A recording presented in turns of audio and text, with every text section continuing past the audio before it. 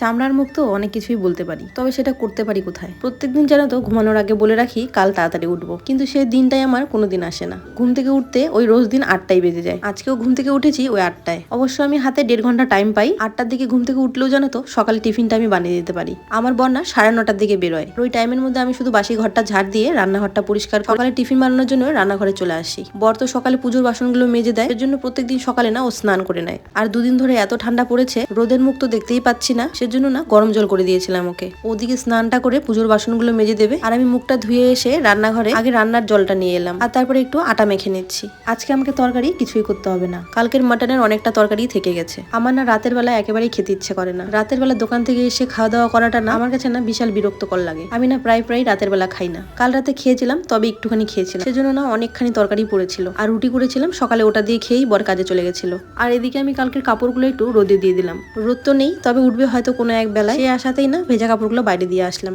আর একজন আমাকে কমেন্ট করে বলেছিল লেপের কভার দিতে, আর আমিও কিন্তু এর আগে একটা ভিডিওতে বলেছিলাম লেপের কভারটা খুব তাড়াতাড়ি দিতে হবে, কিন্তু ওই যে মনেই থাকে না, আর কিছুটা আলসেমির জন্যও দেওয়া হয় না। তো কালকে রাতেই না মনে করে আমি কভারটা ভরে দিয়েছিলাম, কিন্তু লেপে এই কভারটা ভরার পরে না আমি আর রাতে ঘুমাতেই পারছিলাম না। কভারটা দেওয়ার পরে লেপটা গায়ে নেওয়া যাচ্ছিল না, প্রচন্ড গরম লাগছিল, আবার লেপটা ফেলে দিলে ঠান্ডাও লাগছিল। সেই জন্য ভেবেছি কভারটা খুলে দেবো। আর এটা ছাড়া না আমার কাছে কোনো কটন কভার নেই। খুব তাড়াতাড়ি একটা কটন কভার কিনে ভেবেছি লেপের কভারটা দিয়ে দেবো।